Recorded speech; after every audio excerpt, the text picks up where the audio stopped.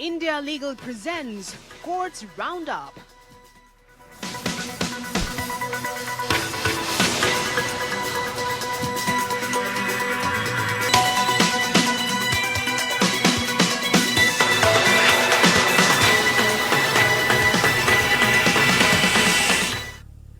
नमस्कार, आप देख रहे हैं हमारी खास पेशकश कोर्ट्स राउंड अप और मैं हूं आपके साथ वक्ता दुबे। इस बुलेटिन में अगले आधे घंटे हम आपको कोर्ट से जुड़ी तमाम छोटी बड़ी खबरों से रूबरू करवाएंगे। कोर्ट की कार्यवाही और सुप्रीम कोर्ट से लेकर हाई कोर्ट और लोअर कोर्ट्स तक के फैसलों को आपके सामने रखेंगे। लेकिन आगे बढ़ने से पहले एक नजर डाल लेते हैं अब तक की हेडलाइंस पर।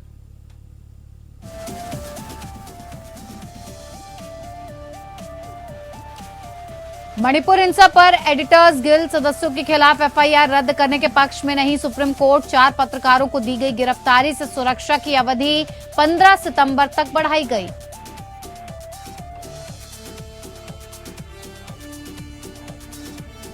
रद्द किए गए दिल्ली विशेष पुलिस स्थापना अधिनियम की धारा 6A का पूर्व व्यापी प्रभाव होगा। 2014 में धारा 6A को असंवैधानिक करार दिया गया था।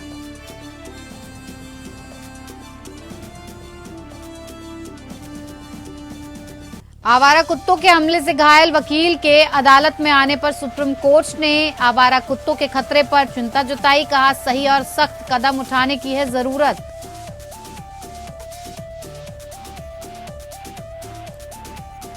सुप्रीम कोर्ट ने टेलीकॉम कंपनियों द्वारा एजीआर बकाया भुगतान में ढील देने के केंद्र के फैसले को बरकरार रखा। कहा, आदेशों को संशोधित करने के लिए आवेदन दाखिल करना अधिक उचित था।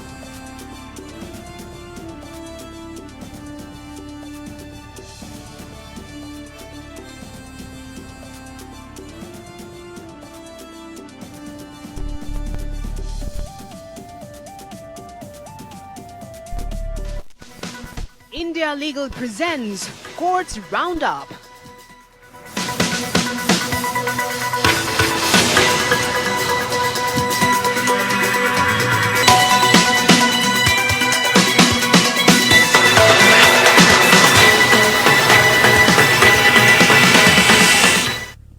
मणिपुर में जातीय हिंसा के बारे में प्रकाशित एक फैक्ट फाइंडिंग रिपोर्ट पर एडिटर्स गिल्ड ऑफ इंडिया के सदस्यों के खिलाफ दर्ज एफआईआर के खिलाफ दायर याचिका की सुनवाई में सुप्रीम कोर्ट ने मौखिक रूप से ये कहा कि ये मुद्दा सिर्फ एक रिपोर्ट से संबंधित है और ये किसी की ओर से किए गए अपराध करने का मामला नहीं है। सुप्रीम कोर्ट ने 4 पत्रकारों को दी गई गिरफ्तारी से सुरक्षा की अवधि 15 सितंबर तक बढ़ाई है। पत्रकार सीमा गुहा, संजय कपूर, भारत भूषण और एडिटर्स गिल्ड ऑफ इंडिया के अध्यक्ष ने संयुक्त रूप से रिट याचिका दायर की है। Chief justice of India DY Chandrachud, justice JB Pardiwala और जस्टिस मनोज मिश्रा की पीठ मामले की सुनवाई कर रही है। अदालत ने कहा कि वो एफआईआर को रद्द करने के पक्ष में नहीं है और इस बात पर विचार कर रही है कि क्या मामले को दिल्ली हाईकोर्ट में स्थानांतरित किया जाना चाहिए या मणिपुर हाईकोर्ट को इसे सुनना चाहिए।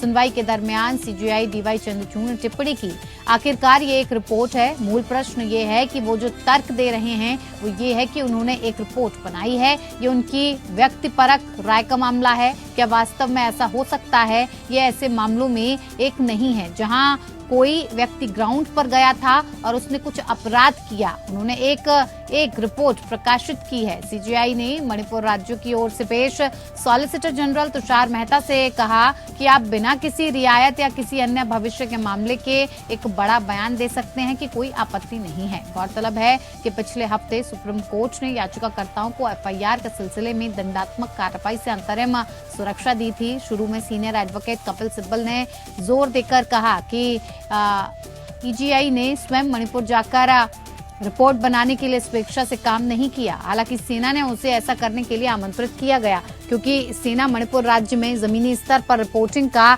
वस्तुनिष्ठ मूल्यांकन चाहती थी।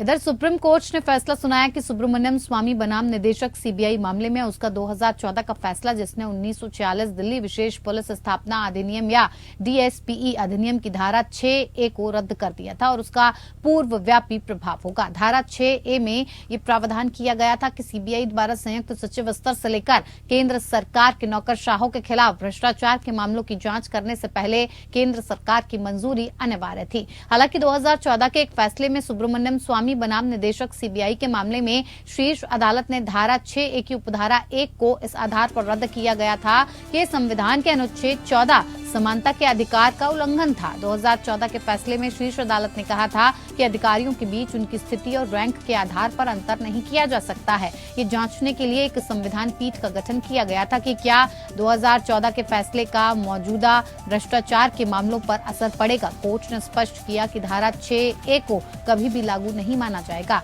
हालांकि पीठ ने कहा कि उसने किसी भी मामले या अपील पर गुण दोष के आधार पर फैसला नहीं किया है। पिछले साल 3 नवंबर को सुरक्षित रखा गया फैसला कानून के निम्नलिखित सवालों से जुड़े एक मामले पर आया। क्या TSPE अधिनियम की धारा 6A प्रक्रिया का हिस्सा है या दोष सिद्धि या सजा का प्रावधान करती है? नंबर 2, क्या संविधान के अनुच्छेद 20 की उपधारा 1 का धारा 6A को असंवैधानिक घोषित करने पर कोई असर पड़ेगा? नंबर 3, क्या धारा 6A को असंवैधानिक ठहराने का पूर्वव्यापी प्रभाव होगा? न्यायालय ने निर्धारित किया कि धारा 6A कानूनी प्रक्रिया का एक हिस्सा है जो विशेष रूप से वरिष्ठ सरकारी कर्मचारियों पर लागू होती है और इसके अलावा ये पाया गया कि संविधान के अनुच्छेद की 20 की उपधारा 1 का DSPE अधिनियम की धारा 6A की संवैधानिकता पर कोई प्रभाव नहीं है। सुनवाई के दौरान न्यायमूर्ति कौल ने पहले सुझाव दिया था कि शायद अदालतें जरूरत पड़ने पर इस पहलू को स्पष्ट कर सकती हैं।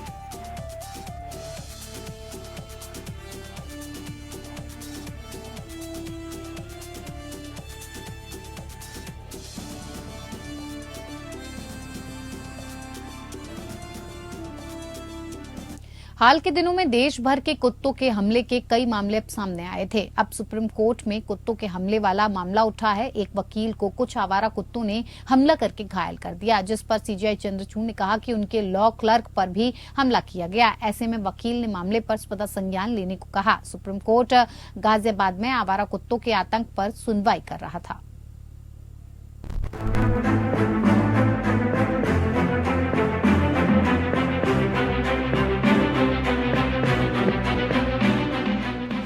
सुप्रीम कोर्ट ने एक वकील के घायल हाथ के साथ कोर्ट में पेश होने के बाद इंसानों पर आवारा कुत्तों के बढ़ते हमलों पर चिंता व्यक्त की।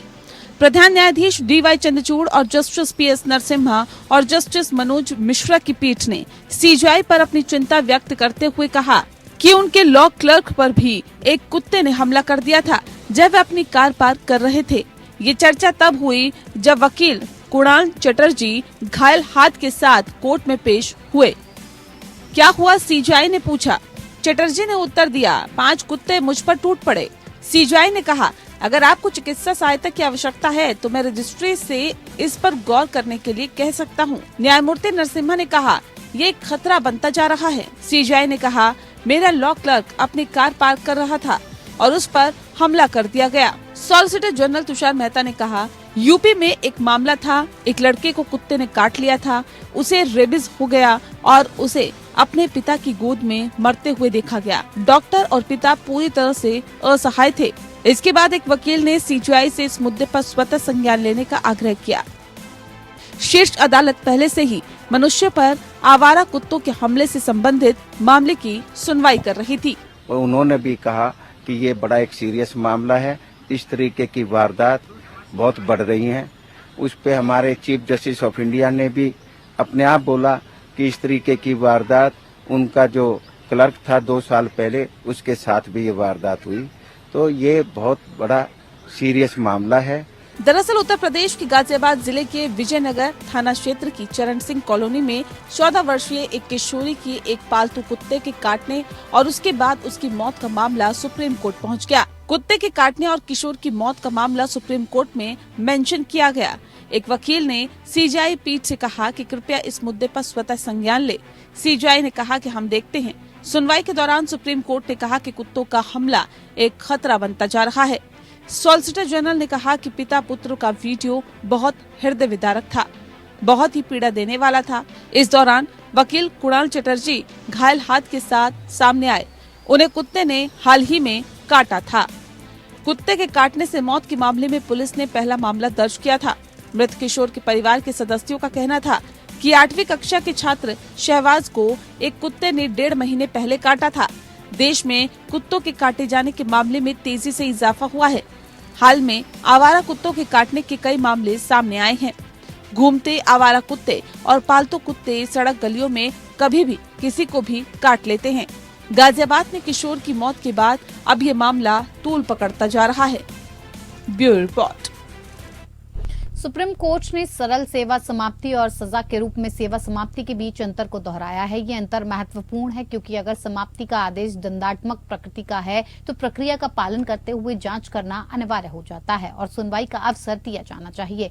ऐसा करने में विफल रहने पर ऐसी सेवा समाप्ति को अवैध और प्राकृतिक न्याय के सिद्धांतों का उल्लंघन माना जा सकता है। न्यायालय ने पंजाब राज्य बनाम बलबीर सिंह पर भरोसा किया और जिसमें इस बात पर जोर दिया गया था कि अगर किसी कर्मचारी द्वारा किसी कदाचार को उजागर करने के उद्देश्य से कोई जांच या मूल्यांकन किया जाता है और परिणाम स्वरूप उनकी बर्खास्तगी होती है तो इसे प्रकृति में दंडात्मक माना जाता है। Justice JK. माहेश्वरी और जस्टिस के.वी. विश्वनाथन की सुप्रीम कोर्ट की पीठ पंजाब हरियाणा हाईकोर्ट के एक फैसले के खिलाफ एक अपील पर सुनवाई कर रही थी, जिसने निचली अदालतों के आदेशों को चुनौती देने वाली याचिका को ये कहते हुए खारिज कर दिया कि प्रोबेशन कांस्टेबल की बर्खास्तगी अवैध थी और वो सभी सेवा लाभ प्राप्त करने का हकदार था। प्रतिवादी को एक कांस्टेबल के रूप में नियुक्त किया गया था और 12 नवंबर 1989 को ड्यूटी पर शामिल हुआ था। अपनी प्रोबेशन अवधि के दौरान वो बिना किसी सूचना के अनुपस्थित रहा। ट्रेनिंग सेंटर में पुलिस अधीक्षक ने इस आधार पर उनकी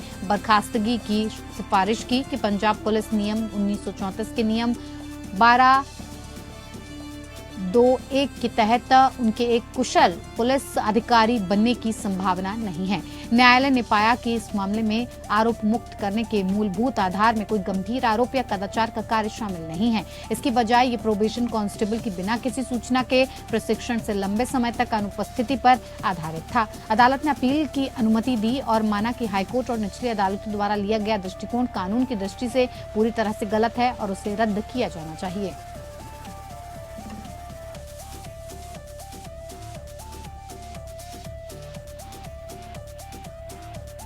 इधर सुप्रीम कोर्ट ने कहा कि जब आरोपी व्यक्ति जेल में है तो ये पुलिस का कर्तव्य है कि उन्हें ट्रायल कोर्ट के सामने पेश किया जाए। यदि पुलिस उन्हें अदालत में पेश करने से विफल रहती है तो पुलिस की ऐसी लापरवाही का खामियाजा आरोपियों को नहीं भुगतना चाहिए। Justice B R. गवई और जस्टिस प्रशांत कुमार मिश्रा की पीठ ने ये जमानत याचिका सत्येंद्र बाबू बनाम उत्तर प्रदेश राज्य केस पर फैसला करते हुए टिप्पणी की। आरोपी 1 साल 4 महीने तक सलाखों के पीछे रहा और आरोप पत्र दाखिल किया गया। याचिकाकर्ता की जमानत अर्जी का इस आधार पर विरोध किया गया कि याचिकाकर्ता ट्रायल कोर्ट के सामने पेश नहीं हुआ और इस तरह वारंट जारी किया गया। पीठ ने इस तर्क को खारिज करते हुए कहा, चूंकि याचिकाकर्ता जेल में है इसलिए उसे ट्रायल कोर्ट के सामने पेश करना पुलिस अधिकारियों का कर्तव्य था। पुलिस अधिकारियों की ओर से लापरवाही के लिए याचिकाकर्ता को दोषी नहीं ठहराया जा सकता। याचिकाकर्ता को ट्रायल कोर्ट की संतुष्टि के अनुसार जमानत पर रिहा करने का निर्देश दिया गया था।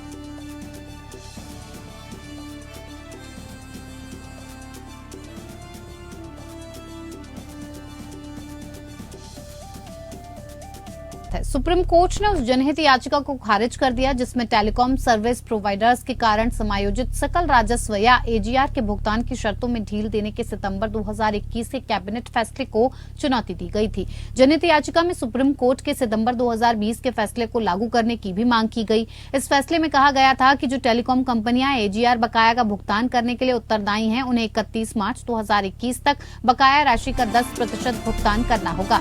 केंद्र द्वारा अपने कैबिनेट निर्णय के माध्यम से पेश की गई बैंक गारंटी में कमी, ब्याज में कमी और स्पेक्ट्रम शेयरिंग फीस को माफ करने के खिलाफ शिकायतें दर्ज की गई थीं। जनहित याचिका खारिज करते हुए कोर्ट ने कहा कि केंद्र सरकार के लिए यह अधिक उपयुक्त होता कि वो पारित निर्देशों में संशोधन के लिए सुप्रीम कोर्ट में आवेदन दायर करती। हालांकि न्यायालय ने कोविड-19 महामारी की चुनौतियों से निपटने में टेलीकॉम सेक्टर के उत्कृष्ट प्रदर्शन को देखते हुए टेलीकॉम सेक्टर को छूट देने के सरकार के फैसले में हस्तक्षेप करने से इनकार कर दिया। Justice BV. नागरत्ना और जस्टिस उज्जवल भुइया की खंडपीठ ने लागू सुधारों को केंद्र का सही निर्णय करार दिया। साथ ही कहा कि केवल इस कारण से उनमें हस्तक्षेप करना अनुचित होगा। न्यायालय ने कहा कि उसके लिए नीति के ऐसे मामलों में हस्तक्षेप करना तब तक सही नहीं होगा जब तक कि ये दिखाने के लिए सामग्री रिकॉर्ड पर नहीं लाई जाती है कि ये असंवैधानिक या मनमाना प्रकृति का है। याचिकाकर्ता ने दलील दी कि केंद्र का फैसला अति अमीरों के पक्ष में है। ये तर्क दिया गया कि सुधार राज्य के खजाने के साथ समझौता था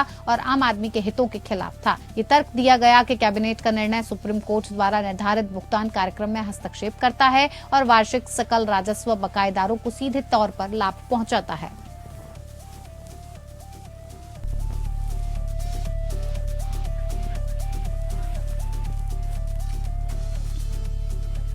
आंध्र प्रदेश के पूर्व मुख्यमंत्री और तेलुगु देशम पार्टी के नेता एन चंद्रबाबू नायडू को आंध्र प्रदेश कौशल विकास कार्यक्रम घोटाले के मामले में शनिवार को गिरफ्तारी के बाद रविवार को 14 दिनों की न्यायिक हिरासत में भेज दिया गया। नायडू के खिलाफ जांच एक ऐसी योजना पर केंद्रित है जिसमें कथित तौर पर कौशल विकास परियोजना के लिए सरकारी धन को फर्जी चालान के माध्यम से विभिन्न शेल कंपनियों में स्थानांतरित किया गया था, जो सेवाओं की डिलीवरी के अनुरूप नहीं थे। भ्रष्टाचार निरोधक ब्यूरो एसीबी द्वारा जांच किए मामलों की सुनवाई कर रही विजयवाड़ा की एक विशेष अदालत ने राज्य अपराध जांच विभाग सीआईडी और चंद्रबाबू नायडू की प्रतिद्वंदी दलीलों पर विचार करने के बाद रिमांड आदेश पारित किया। नायडू ने अपने खिलाफ सीआईडी की रिमांड रिपोर्ट को चुनौती देने वाली याचिका में विजयवाड़ा अदालत के समक्ष कहा था कि उन्हें मामले में झूठा फंसाया गया है। उन्होंने ये भी दावा किया कि भ्रष्टाचार निवारण अधिनियम की धारा 17(a) का स्पष्ट वैधानिक उल्लंघन हुआ है। अब आइए हम आपको बताते हैं कि भ्रष्टाचार निवारण अधिनियम क्या है। इंडिया लीगल के वेब रिपोर्टर आपको इस बारे में पूरी जानकारी देंगे। देखिए इस रिपोर्ट में।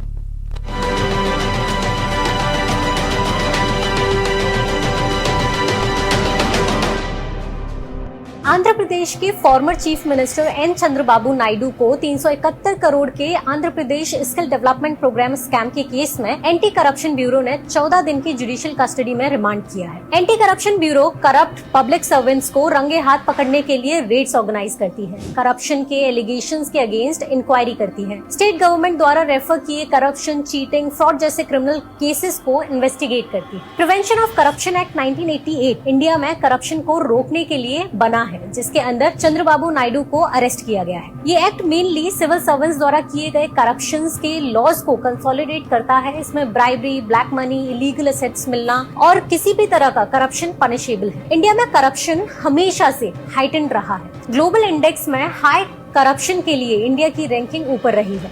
इंडिया की इकोनॉमिक स्टेबिलिटी के लिए ये एक सीरियस कंसर्न है। 2022 की रिपोर्ट ऑफ ट्रांसपेरेंसी इंटरनेशनल में आउट ऑफ 185 कंट्रीज इंडिया की रैंकिंग 85th थी करप्शन में।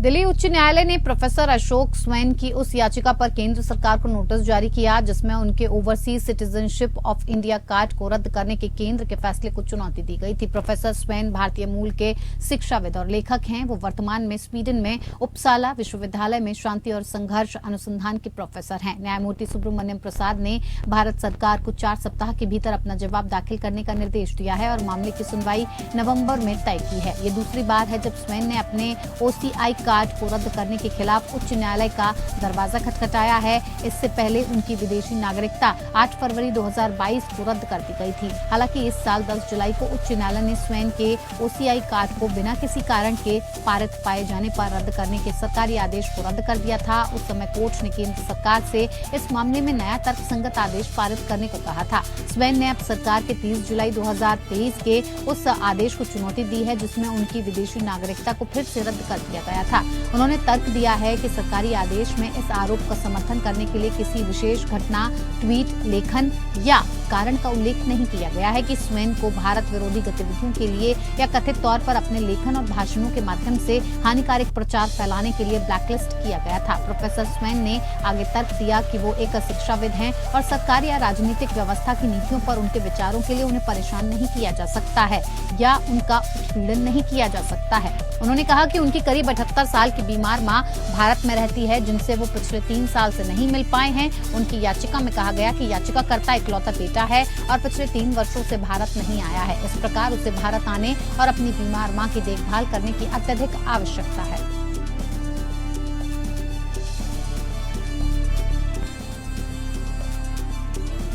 चलिए कोच राउंडअप में मेरे साथ फिलहाल इतना ही। नमस्कार। India Legal presents Courts Roundup.